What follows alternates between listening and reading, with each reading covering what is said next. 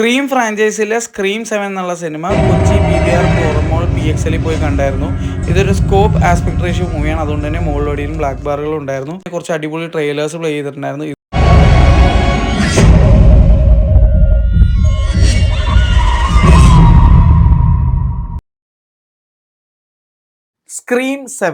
Scream ഫ്രാഞ്ചൈസിലെ 7ാമത്തെ cinema ഞാനിപ്പോൾ PXL forum മോൾ screen 4 പോയി കണ്ടിരിക്കുകയാണ്. കണ്ടിട്ട് എന്താ തോന്നിയെന്ന് ഞാൻ പറയട്ടെ. നിങ്ങൾക്ക് ചിലവർക്കെങ്കിലും ഊഹിച്ചെടുക്കാൻ പറ്റും ഈ ഒരു ഫ്രെയിമിൽ നിന്നും. ഈ ഒരു ഫ്രാഞ്ചൈസ് ഇതിൻ്റെ original OG director Wes Craven മരണപ്പെട്ടതോടുകൂടി അതിൻ്റെ ഒരു ക്വാളിറ്റിയിലൊരു വലിയ ഡിപ്പ് വന്നിട്ടുണ്ടെന്ന് തന്നെയാണ് ഞാൻ വിശ്വസിക്കുന്നത്. അതിനുശേഷം വന്നിട്ടുള്ള 4 വരെയാണ് വെസ് ക്രേവൻ ഡയറക്റ്റ് ചെയ്തത്. അതിനുശേഷം വന്നിട്ടുള്ള 5ഉം 6ഉം ഒരു പരിധി വരെ കുഴപ്പമില്ലാത്ത സിനിമകളായിരുന്നു. കാരണം അതിലെ കാസ്റ്റ് അടിപൊളിയായിരുന്നു. അതിലെ കാസ്റ്റ് കുറച്ചുകൂടി രസം ഉണ്ടായിരുന്നു. പക്ഷേ ആ കാസ്റ്റ് പോലും മെയിനായിട്ടുള്ള ക്യാരക്ടേഴ്സ് ഈ സിനിമയിലേക്ക് 7ലേക്ക് വന്നില്ല. അതിൻ്റെ കാരണം എന്താണെന്നുള്ള സിനിമ കണ്ടപ്പോൾ എനിക്ക് മനസ്സിലായി. അവർ നൈസായിട്ട് ഒഴിഞ്ഞതാണെന്നാണ് എനിക്ക് തോന്നുന്നത്. ഒരാളെ ഫയർ ചെയ്തെന്ന് പറഞ്ഞു, മറ്റേ ആൾ വന്നില്ല എന്നുള്ളത്. അപ്പോൾ ഒരാൾ മറ്റേ വെനസ്ഡേ എന്നുള്ള സീരീസ് അഭിനയിക്കുന്ന ജന ഓർട്ടേക്കയാണ്, ആൾ വന്നില്ല. അതുപോലെ മറ്റേത് 6ഉം 5ലും ഉണ്ടായിരുന്ന നടി എന്നെ ഫയർ ചെയ്തെന്നൊക്കെ കേൾക്കണ്ടായിരുന്നു. സ്വാഭാവികം പുള്ളിക്കാരി ഫയർ ചെയ്തില്ലെങ്കിലും പുള്ളിക്കാരി ഇറങ്ങിപ്പോയതാണെന്നാണ് എനിക്ക് തോന്നിയത് ഈ ഒരു സിനിമ കണ്ടുകഴിഞ്ഞപ്പോഴേക്കും.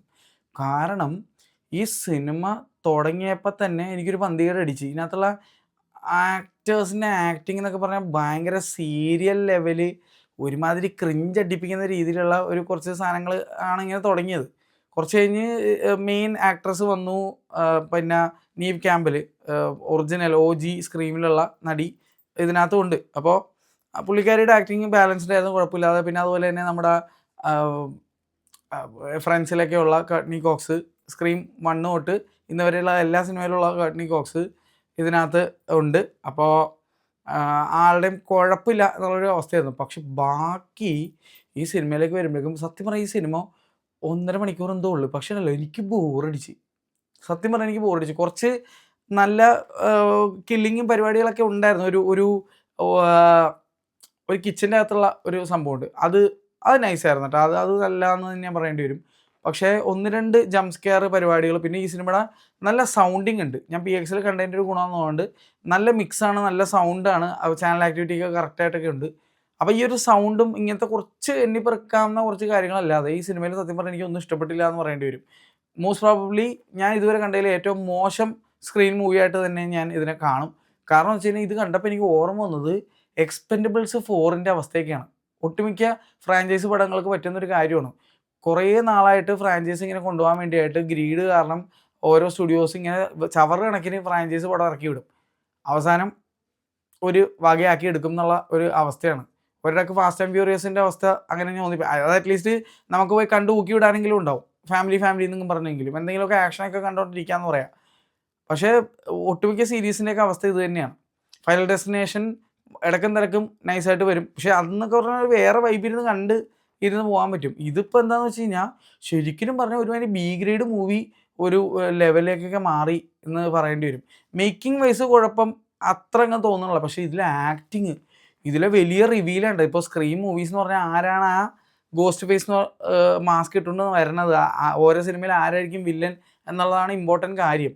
അതാണ് അതിൻ്റെ സസ്പെൻസും പരിപാടികളൊക്കെ. ആ സസ്പെൻസ് വർക്കായില്ലെങ്കിൽ പടം വർക്കാവില്ല. ഈ സിനിമയിലേക്ക് വന്നപ്പോൾ ഉണ്ടല്ല, ഇതിലെ വില്ലന്മാരെ റിവീൽ ചെയ്തപ്പോൾ സത്യം പറയാല്ല, അയ്യേ ഈ മൊണ്ണേശുകളാ, അങ്ങനത്തെ ഒരു ഫീലിംഗാണ് എനിക്ക് അടിച്ചത്. എനിക്കത് കണ്ടപ്പോൾ ഒരുമാതിരി ഓൾറെഡി അവരുടെ ആക്ടിങ് പരക്കൂറായിട്ടാണ് തോന്നിയത്. ഇവരാണ്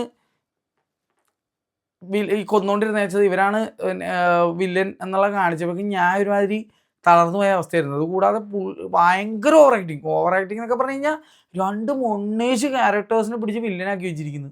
2 മൊണ്ണകളെന്നൊക്കെ പറഞ്ഞു കഴിഞ്ഞാൽ സൈക്കോ പോലും, എന്താ പറയുക, സൈക്കോസിന് പോലും അപമാനിക്കുന്ന രീതിയിലുള്ള ഒരു സൈക്കോസ് എന്ന് പറയേണ്ടി വരും. അയ്യോ, മൊണ്ണേഷ് എന്ന് പറഞ്ഞാൽ പ്രോ ലെവൽ മൊണ്ണേശ, കഞ്ഞിക്കൂറ വില്ലൻ. അപ്പോൾ റിവീൽ വന്നപ്പോഴേക്കും ശരിക്കും പറഞ്ഞു കഴിഞ്ഞാൽ അയ്യേ ഈ മൊണ്ണകളോ എന്നുള്ള അങ്ങനത്തെ ഒരു ഫീൽ എനിക്ക് അടിച്ചത്. അത്ര ശോകമായിട്ട് എനിക്ക് തോന്നി. എനിക്ക് സിനിമ തീരെ ഇഷ്ടപ്പെട്ടില്ല. അതുകൊണ്ട് എനിക്ക് ഒട്ടും വർക്കായില്ല ഈ പടം. പലയിടങ്ങളിലും എനിക്ക് ബോറടിക്കണമായിരുന്നു. അത് കൂടാതെ ഈ സിനിമ ഞാൻ പറഞ്ഞില്ലേ ഒരു പഴയ സ്ക്രീമിൻ്റെ ഒന്നും ഒരു ക്വാളിറ്റി എനിക്ക് ഫീൽ ചെയ്തില്ല. ഈ സിനിമ കണ്ടപ്പോൾ എനിക്ക് തോന്നിയെന്ന് വെച്ച് കഴിഞ്ഞാൽ ഈ സിനിമ കണ്ട് സ്ക്രീം ചെയ്യാൻ തോന്നിയത് ഒറ്റ കാര്യത്തിലാണ്. എൻ്റെ പൈസ പോയല്ലോ, എൻ്റെ സമയം പോയല്ലോ, ഞാൻ ടിക്കറ്റ് എടുക്കാൻ പോയ എൻ്റെ പൈസ പോയി, എൻ്റെ പെട്രോൾ അടിച്ച പൈസ പോയി എന്ന് പറഞ്ഞ് ഞാൻ അലമുറയിട്ടതല്ല. അതെ, വേറെ ഒരു സ്ക്രീമും കൂടെ നടന്നില്ല എന്നുള്ളതാണ്. ഈ സിനിമ കണ്ടു കഴിഞ്ഞപ്പോഴേക്കും ഞാൻ അലറി വിളിച്ചു. പക്ഷേ സിനിമയിലുള്ള ജംപ് സ്കെയറോ അല്ലെങ്കിൽ ഇതിനകത്തുള്ള പ്ലോട്ട് ട്വിസ്റ്റോ കാര്യങ്ങളൊന്നും കണ്ടിട്ടൊന്നുമല്ല. എൻ്റെ പൈസ പോയാലാണ് ഞാൻ കിടന്ന് അലറി വിളിച്ച് സ്ക്രീൻ ചെയ്തത്. അപ്പോൾ എന്തായാലും 7 തവണയെങ്കിലും ഞാൻ അലറി വിളിച്ചിട്ടുണ്ടാവും ഈ സ്ക്രീൻ 7 കണ്ടിട്ടുണ്ടെന്നുള്ള പറഞ്ഞാൽ മതി. അയ്യോ! ഒരു പരക്കൂറ പടം കണ്ട ഒരു എഫക്റ്റ് എനിക്ക് തോന്നിയത്. ഇത് ഐമാക്സ് റിലീസ് ചെയ്തിട്ടുണ്ട്. പക്ഷേ ഞാൻ ശ്രദ്ധിച്ചൊരു കാര്യം, ഈ സിനിമ കഴിഞ്ഞപ്പോഴേക്കും ഒപ്റ്റിമൈസ്ഡ് ഫോർ ഐമാക്സ് എന്ന് എങ്ങും എഴുതി കാണിച്ചില്ല. നോൺ ഐമാക്സ് ആയിട്ടുള്ള സ്ക്രീൻസിലാണെങ്കിൽ പോലും ലാസ്റ്റ് എഴുതി കാണിക്കും ഇത് ഏത് സിനിമയാണോ ആ സിനിമ ഏതൊക്കെ ഫോർമാറ്റ്സിൽ ചെയ്തിട്ടുണ്ടെന്നുള്ള പ്രിപ്പയർ ചെയ്തിട്ടുണ്ടെന്നുള്ളത്. ഇതിനകത്ത് ഡോൾബി വിഷൻ കാണിച്ചെങ്കിലും ഒപ്റ്റിമൈസ്ഡ് ഫോർ ഐമാക്സ് കാണിച്ചില്ല. അപ്പോൾ എനിക്ക് തോന്നുന്നത് സാധാ കണ്ടന്റ് എടുത്ത് വിട്ട് ഐമാക്സിൽ പ്ലേ ചെയ്യണമെന്ന് തോന്നുന്നത്. ഇനി എന്തായാലും ഇതൊക്കെ ഐമാക്സിൽ പോയിട്ട് 400 രൂപ കൊടുത്ത് കണ്ടു കഴിഞ്ഞാൽ എൻ്റെ പൊന്നെ ഞാൻ വിഷമിച്ച് പോയാനേട്ടാ. എൻ്റെ അഭിപ്രായത്തിൽ 100 രൂപ കൊടുത്ത് കാണാൻ പോലും ഇല്ലാത്ത ഒരു ചാവറ് പടമായിട്ടാണ് എനിക്ക് തോന്നിയത്. എനിക്ക് തീരെ ഇഷ്ടപ്പെട്ടില്ല. നിങ്ങളെന്തായാലും കണ്ടവരുണ്ടെന്നുണ്ടെങ്കിൽ കമൻറ്റ് ചെയ്യുക. എന്നെ സംബന്ധിച്ചിട്ട് ഇതൊരു ഓപ്പൺ ഹൈമറാണ്. എൻ്റെ പൊന്നോ, ഇത് ഞാൻ OTT കണ്ടാൽ പോലും ഞാൻ ചിലപ്പോൾ എന്താ പറയുക ഖേദിച്ചു പോകും എൻ്റെ സമയം പോയിൽ. അങ്ങനത്തെ ഒരു മോശം പടമായിട്ടാണ് എനിക്ക് തോന്നിയത്. തികച്ചും വ്യക്തിപരമായ എൻ്റെ അഭിപ്രായമാണ്. എനിക്ക് തീരെ ഇത് വർക്കായില്ല. 1-2 പിന്നെ കുറച്ച് വേസ്റ്റഡ് പൊട്ടൻഷ്യലും എനിക്ക് തോന്നി. ഈ സിനിമയിൽ ബ്രിങ് ഹർ ബാക്കിൽ അഭിനയിച്ച മച്ചാൻ ഇതിനകത്ത് അഭിനയിച്ചിട്ടുണ്ടെന്ന് തോന്നുന്നുണ്ട്. പക്ഷേ ആരും എനിക്ക് ഉപയോഗിച്ചതായിട്ട് തോന്നിയില്ല. ആകെ ഇതിലെ ലീഡ് ആക്ട്രസ് ആ പെങ്കൊച്ച് കുറച്ച് നീറ്റ് ആൻഡ് ക്ലീനായിട്ട് അഭിനയിച്ചിട്ടുണ്ട്. പക്ഷേ എല്ലാം ചെയ്ത് ഈ പടത്തിന് വേണ്ടി ആയിപ്പോയി എന്നുള്ള അങ്ങനെ ഒരു ഫീലിംഗ് എനിക്ക് അടിച്ചത്. എന്തായാലും ഒരു അൽക്കൂലത്ത് മറ്റേ എക്സ്പെൻഡബിൾസ് 4 കണ്ടിട്ടുണ്ടോ നിങ്ങൾ? എക്സ്പെൻഡബിൾസ് എന്നുള്ള സീരീസിന് തന്നെ അപമാനമായിട്ട് തോന്നിയൊരു പടമായിരുന്നു എക്സ്പെൻഡബിൾസ് 4. അന്ത ലെവൽ ഒരു സാധനമായിട്ടാണ് എനിക്ക് തോന്നിയത്. കഞ്ഞിക്കൂറ ഒരു പടം, അങ്ങനെയാണ് എനിക്ക് ഫീൽ ആയത്. ഞാൻ പൊതുവെ അങ്ങനെ പറയാറില്ല, പക്ഷേ ഇത് അത്ര മോശമായിട്ടാണ് ഞാനത് പറയണത്. എനിക്ക് ഇഷ്ടപ്പെട്ടില്ല. വളരെ മോശമായിട്ടാണ് എനിക്ക് ഫീൽ ചെയ്തത്. എന്തായാലും ശരി, PXL പോയതുകൊണ്ട് ഇത്രയും മോശമായിട്ട് കൂടി സൗണ്ടും പരിപാടികളും മറ്റേ മറിച്ചൊക്കെ ഒന്ന് ആസ്വദിക്കാൻ പറ്റിയെന്നല്ലാണ്ട് കടുത്ത നിരാശയാണ് എനിക്ക് ഈ സിനിമ. എന്തായാലും സ്ക്രീം 7 ഇനി ഇതുപോലെ എടുക്കാനാണെങ്കിൽ സ്ക്രീമിൻ്റെ അടുത്തൊരു പാർട്ട് ഇറക്കണ്ട എന്നാണ് എൻ്റെ ഒരു അഭിപ്രായം.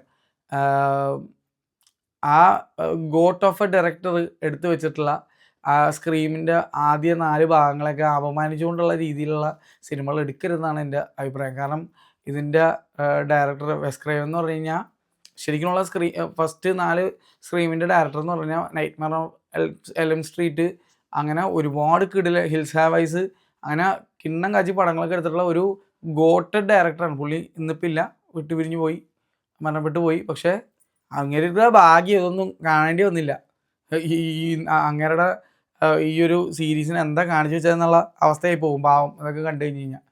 എന്തായാലും ഒരു പരദുരന്തം ഒരു പടം, അങ്ങനെയാണ് എനിക്ക് ഫീൽ ആയത്. ശരി, നിങ്ങൾ കണ്ടവരാണെന്നുണ്ടെങ്കിൽ കമൻറ്റ് ഇടുക നിങ്ങൾക്ക് എന്ത് തോന്നി എന്നുള്ളത്. എനിക്ക് ഇഷ്ടപ്പെട്ടില്ലടേ. ശരി, എല്ലാവർക്കും നല്ല ദിവസം നേരുന്നു. Bye bye.